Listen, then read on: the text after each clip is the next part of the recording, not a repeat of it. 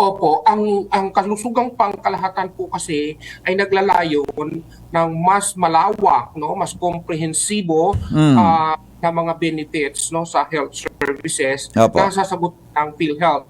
At meron po yung schedule na ipapatupad sa loob ng 5 taon, no. Subalit yun po ay complicated, may mga pagbabagong sistema at pulisiya. Hindi lamang PhilHealth ang kasali diyan, sa lahat DOH, ang local government, no, yung mga hospital na pag-aari ng local government at national, kailangan palakasin din, no. Ngayon may mga naka-schedule po doon na dagdag na benefits, no.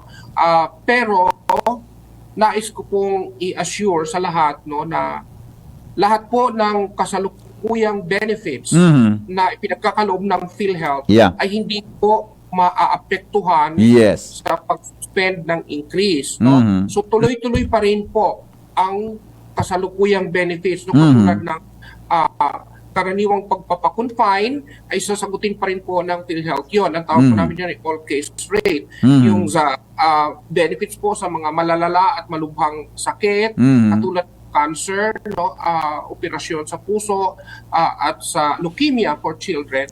Ganun po sa maternity, may outpatient dialysis, at sa primary care po yung consulta package na kasalukuyan ng binibigay. Tuloy-tuloy po yun. Hindi po yun babawiin, hindi po yun babawasan, no? Sa totoo, ay dadagdagan pa po ng PhilHealth, no, ang mga benepisyo ngayong taong ito, no, sapagkat ito po ay nakasalang na, no, na isasaayos na, nakumpita na ng mga pangangailangang pondo. At ito po yung tinatawag nating therapeutic care for severe and acute malnutrition, no, for children. Sasagutin na po na meron po tayong package of services, no, para masiguro na mabawasan ang malnutrition sa ating bansa, lalo na sa mga babies.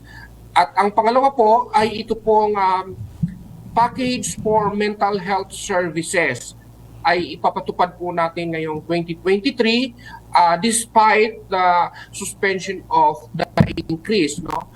Yung pong mga maapektuhan ay yung sistema ng ating pagbabayad sa mga ospital na ayon sa batas ng Universal Healthcare ay babaguhin na din po yun, no, katulad ng pagbabayad ng Global Fund o bayad sa isang healthcare delivery network. So, ini-network yung mga ospital po, no, mula doon sa RHU, yung primary care hanggang sa specialty care. So, yun po ay pag-aaralan pa ng mabuti ng PhilHealth at pwede naman pong maiurong ang pagpapatupad sapagkat ang mga kasapi na stakeholders dito ay kailangan kasali din sa pag-aaral ng PhilHealth.